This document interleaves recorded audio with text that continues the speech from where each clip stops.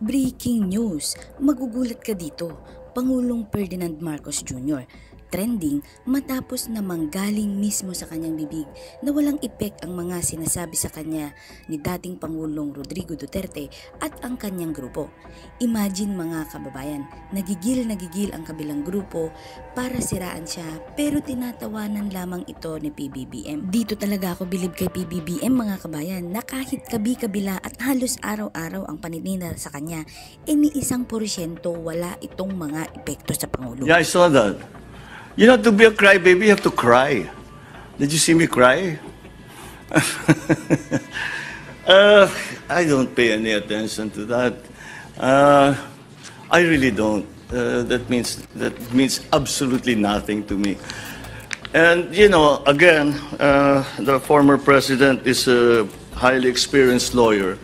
He should know that ad hominem attacks like that are really have no place in this kind of very important and very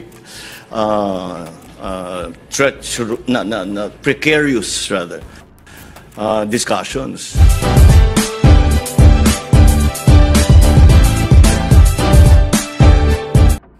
Sinabi ni Pangulong Ferdinand R. Marcos Jr. na naguguluhan siya sa secret agreement na ginawa ng kanyang predecessor na si dating Pangulong Rodrigo Duterte at Chinese President Xi Jinping.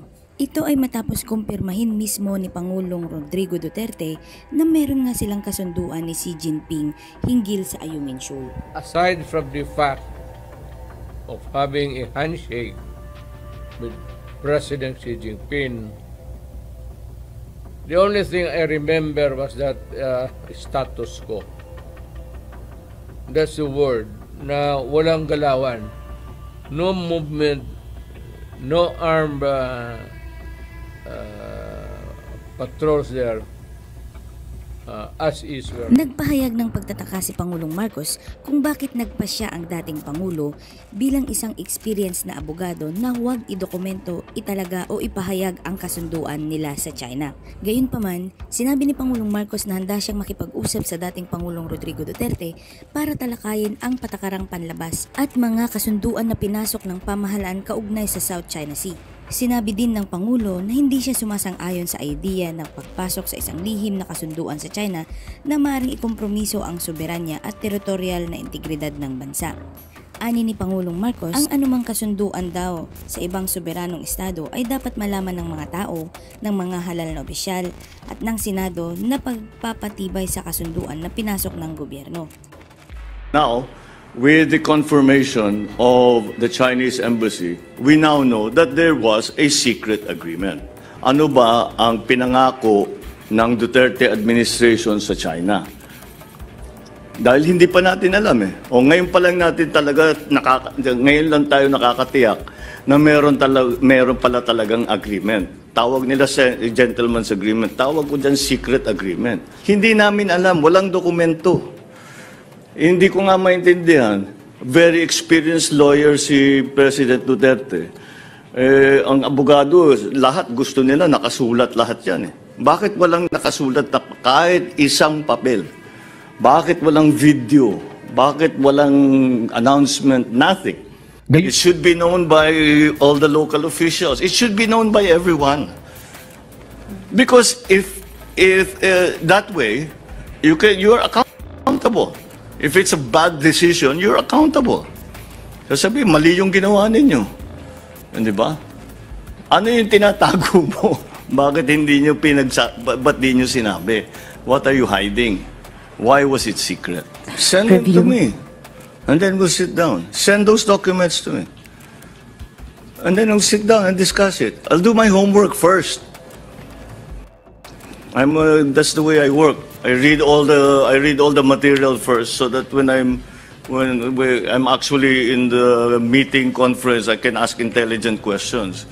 So send me the material personally to me. Hindi, wag na sa DOJ, sa DFA, wag na sa akin. Padala niyo sa akin.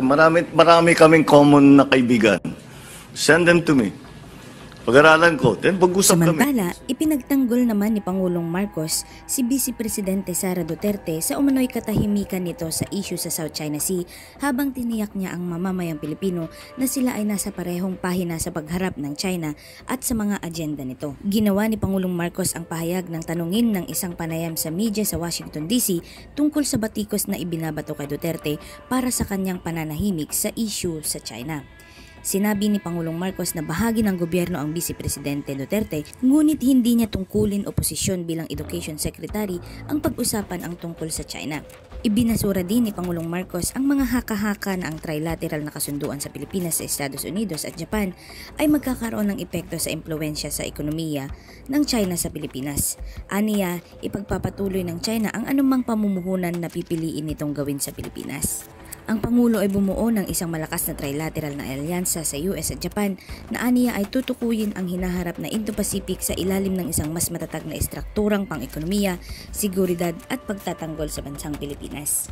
That's not the role of a Vice President or a Secretary of Education to talk about China. So I think we are all in line because I'm very sure that if Inday Sara had some very serious misgivings about what we are doing in terms of foreign policy, she will bring them to me. And wala naman ang pag pinag-uusapan nga namin, sinasabi niya, basta ako, trabaho lang ako ng trabaho. Sabi ko, well, that's a good policy. So I don't think that it's something that we need to be. I always have had three questions. Number one, is there such an agreement? Because we do not know anything about it. Even during the transition from the Duterte administration to my administration, wala silang sinabi sa amin, meron ganito na kailangan niyong pakinggan. Kailangan natin sundan kahit na ipangako natin sa kaibigan natin sa China, mga kaibigan natin sa China. So, now, with the confirmation of the Chinese embassy, we now know that there was a secret agreement. Now, this is the second question that I have is, what is contained in that secret agreement? Ano ba ang pinangako ng Duterte administration sa China? Dahil hindi pa natin alam eh. O ngayon pa lang natin talaga ngayon lang tayo nakakatiyak na meron pala talagang agreement. Tawag nila sa gentleman's agreement, tawag ko dyan secret agreement. Hindi namin alam, walang dokumento. Hindi ko nga maintindihan. Very experienced lawyer si President Duterte. Ang abogado, lahat gusto nila nakasulat lahat yan. Bakit walang nakasulat na kahit isang papel? Bakit walang video? Bakit walang announcement natin? Bakit hindi nila sinabi, kung gusto nila isikreto, bakit hindi nila sinabi sa amin nung kami pumasok? Sabihin, meron kaming usapan, dapat sundan natin. And for whatever reason, huwag mong sasabihin sa taong bayan. And that's my third question. Why is it secret? Why is it secret? Because don't tell me it was just an oversight na hindi nasulat. Deliberate yung hindi sinulat. Deliberate yun. It was decided in the last administration that we will not record this. It was decided in the last administration we will not announce it to the Filipino people.